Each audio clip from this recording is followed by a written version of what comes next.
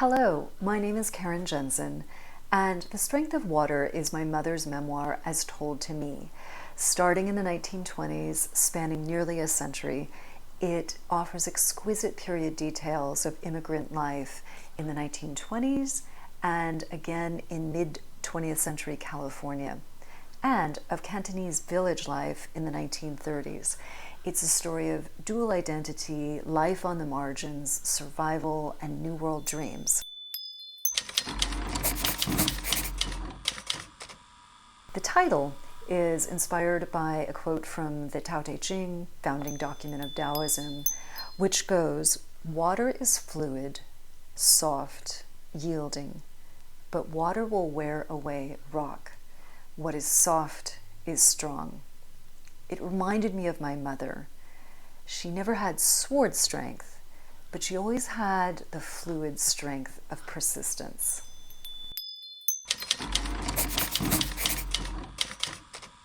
Throughout my childhood, my mother told stories of growing up in her parents' Detroit laundry business during the Great Depression and later in a Cantonese village on the eve of the Sino-Japanese War. She also spoke of what it was like to survive as a teen waitress in mid-century California. There were stories of gamblers, an American dream, dashed hopes, dangerous superstitions, wartime privations, folklore, those who take advantage of the economically vulnerable, racism, and toxic cultural expectations relating to sexuality and marriage. But there were also stories of persistence, resilience, the kindness of strangers, and the value of fighting for one's little slice of happiness in this life. I interviewed Mom and her siblings and set down their stories, and they felt like mythology, so far removed from my experiences growing up in the San Francisco Bay Area, yet vital to preserve as history. The pandemic kicked me into gear, like so many others, to finish and pitch my manuscript, partly because of time on my hands, but also because of a growing sense of mortality. I felt like I could not die without getting this story into the world.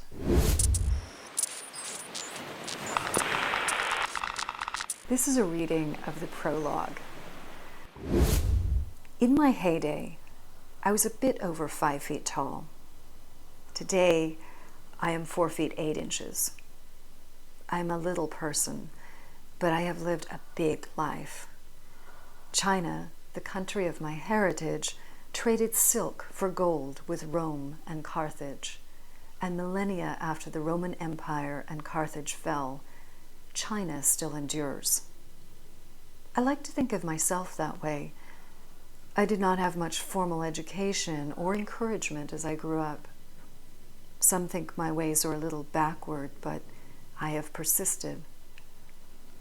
During my life, I have been criticized as sometimes too boisterous, or sometimes too quiet, or sometimes not smart enough, or sometimes not big enough. Still, as long as I try my best, I know that I have value and am deserving. The most important thing I have looked for is an appreciation for who I am, which is hard to find in the world. Cultural and educational barriers are difficult to overcome. Those we love most are sometimes our greatest detractors. However, where once I shared 2 rooms with 8 family members, now I live in a hilltop home with a view of San Francisco. Where once I did not have the opportunity to finish high school, now both my daughters have college degrees. Where once I was alone and lonely, now I have family and friends. This is my story.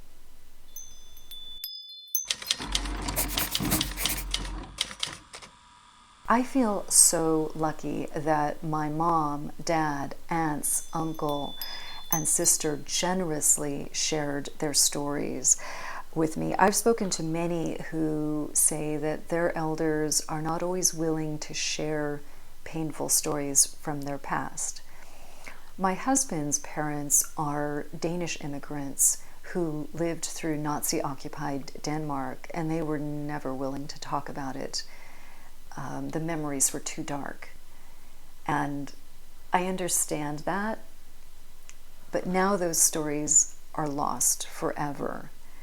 So, and I believe those stories are so powerful, especially for young people, for us to hear. They pull us out of our first world problems and help us appreciate what the human spirit is capable of.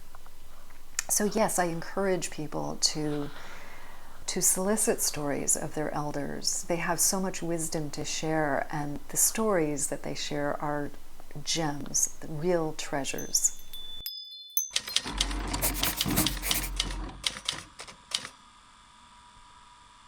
I felt I was recording history, a way of life that hardly exists anymore. Imagine living in a Chinese village in the 1930s without electricity, plumbing, sewer, telephone. What does that look like day to day? How does it work for 8 people to live in 2 rooms? Or what does unmechanized agriculture, farming look like? What does a wedding look like in that situation? Even little details like, how do you clean the baby's bottom without running water or toilet paper? Or what does it look like to do laundry in the 1920s in the United States? It looks a lot different than it does now. I find those details fascinating, and I wanted to record them for the sake of history.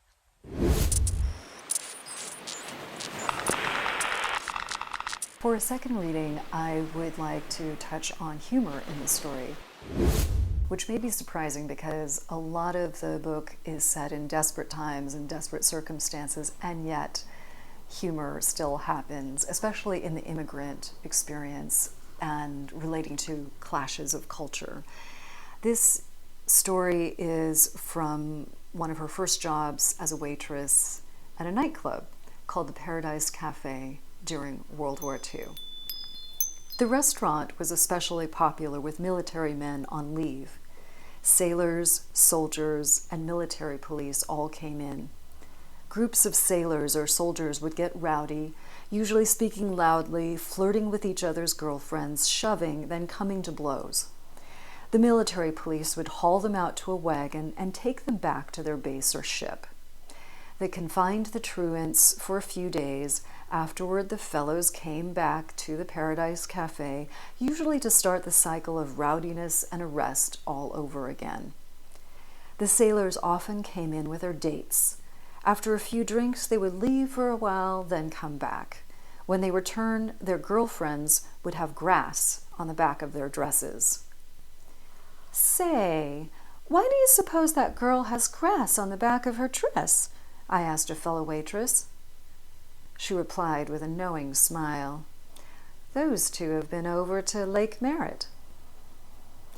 It was a testimony to my utter naivete that I didn't understand the significance of this then or for many years afterward.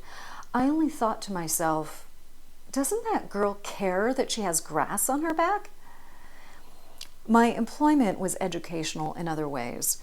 One day a lady came in and asked, "Could you please tell me where is the proprietor?"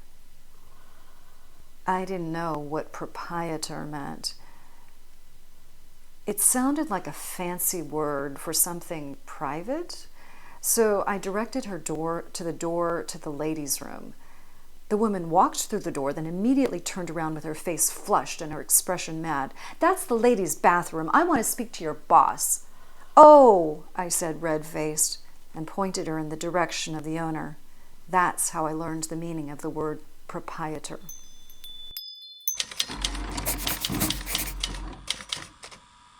I love how the kindness of strangers plays an outsized role in my mother's fate. They're often small kindnesses, but they mean all the world to one who has nothing. One story. When my mother was returning to the United States from China alone at 16, her paperwork was not in order when she arrived at the port of San Francisco, and they took her to the Angel Island Immigration Detention Center, where she could have been deported. Just before they removed her from the ship, she spoke to the ship's cook, a Chinese man, and pleaded with him to convey a message to her uncle living in San Francisco, Chinatown. And he said yes. He didn't have to. It wasn't his job. He could have said no. I'm sure he didn't want to spend his free time tracking down a stranger. But he said yes. And it made a huge difference. Because of him conveying that message, my mother's uncle straightened out her paperwork and she was able to enter the country. It goes to show that you don't have to have superpowers to be a hero. Sometimes all it takes is one act of kindness.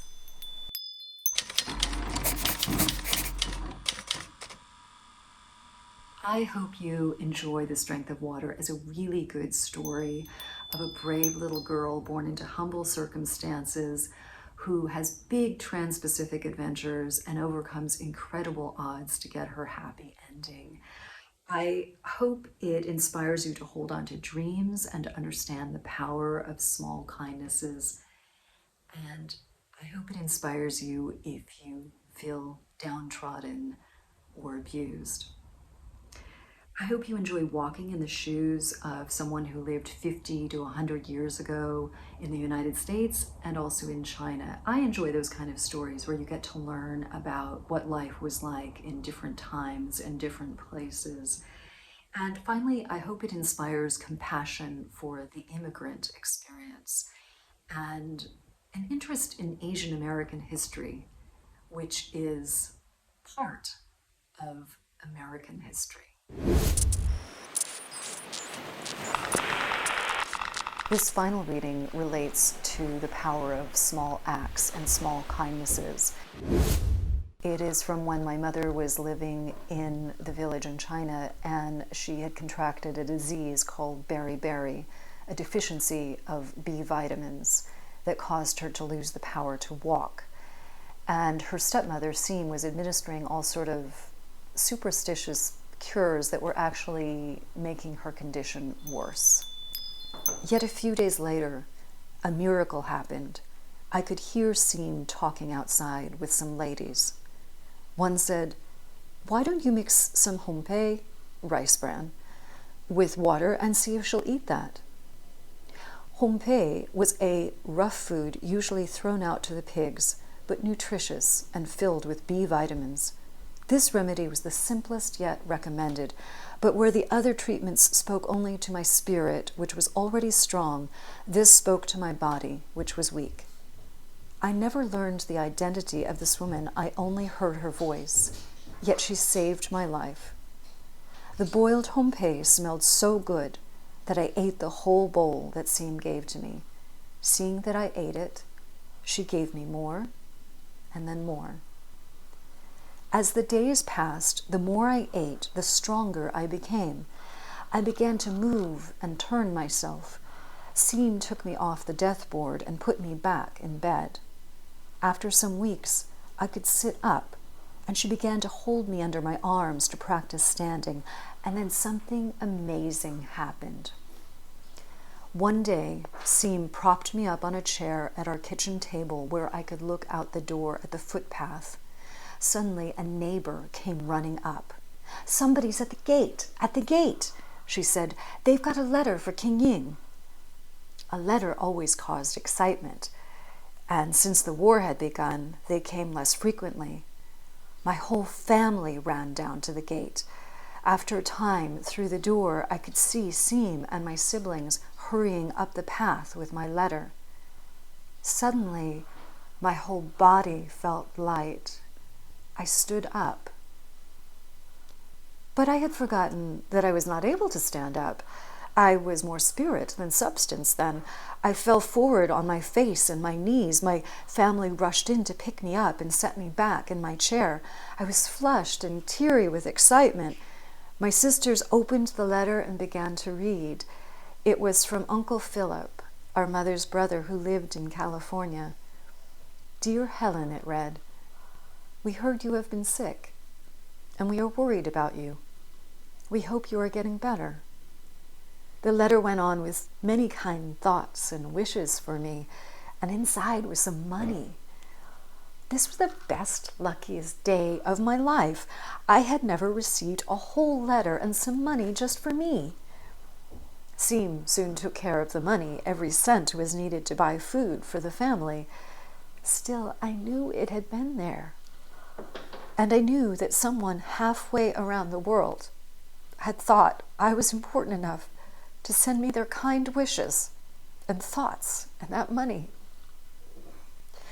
How fortunate that this, of all letters, should make it through the sometimes unreliable wartime postal system.